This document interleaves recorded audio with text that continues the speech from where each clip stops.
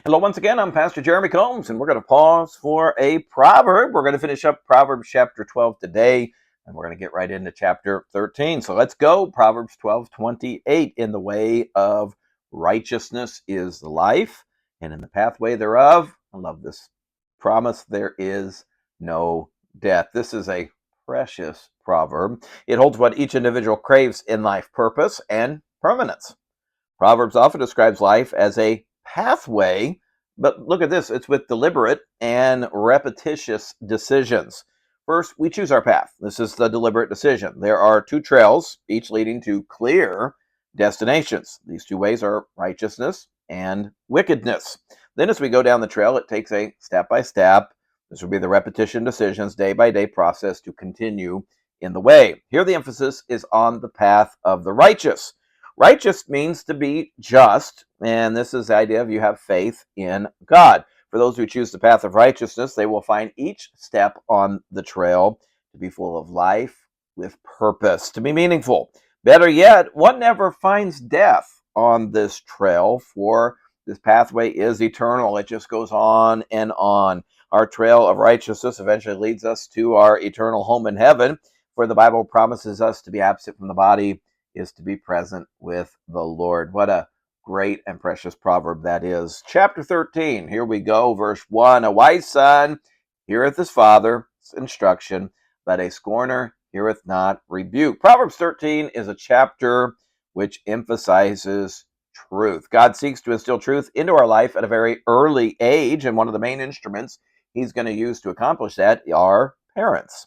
A father is to be giving instruction. Now, remember, if you have been with us on our study in other Proverbs, instruction doesn't just mean telling someone what to do. It's actually correction. It's telling them that they were wrong and fixing it. It's always easier to listen to direction on how to do something right. Human nature makes it difficult for us to listen to someone telling us how we did something wrong and then how to fix it.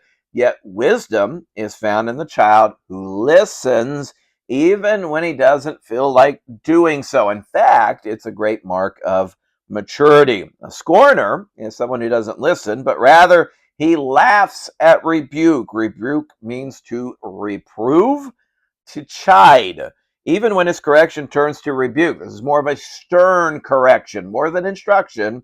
It is a stern, you calling it what it is.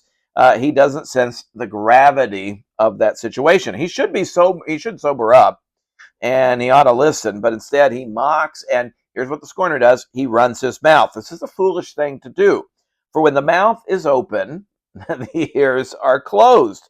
But when the mouth is closed, the ears are open. So let me encourage you today: be wise, close your mouth, and listen to, yes, even correction today. Let's look at one more, verse number 2.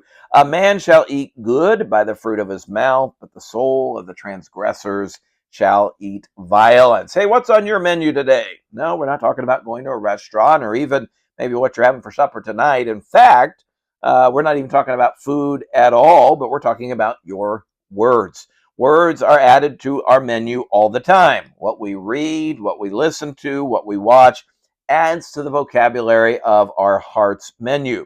So first of all, be careful with what you're putting on the menu, because eventually it will be served up to your guests and your friends. Here, the admonition is to keep your heart clean. Like a satisfying meal, we can serve up savory, well-proportioned speech, which can be used to comfort, encourage, and maybe even to save others. A transgressor is someone who lives away from the truth of God's word. A quick glance at his menu shows us one big menu item, and that's violence. It's a popular menu item with the world. It kind of reminds us of an old Arab Proverbs which says, "Take heed that your tongue doesn't cut your own throat." What's on your menu today? Choose your words wisely. Hey, thank you for joining us. We'll see you next time.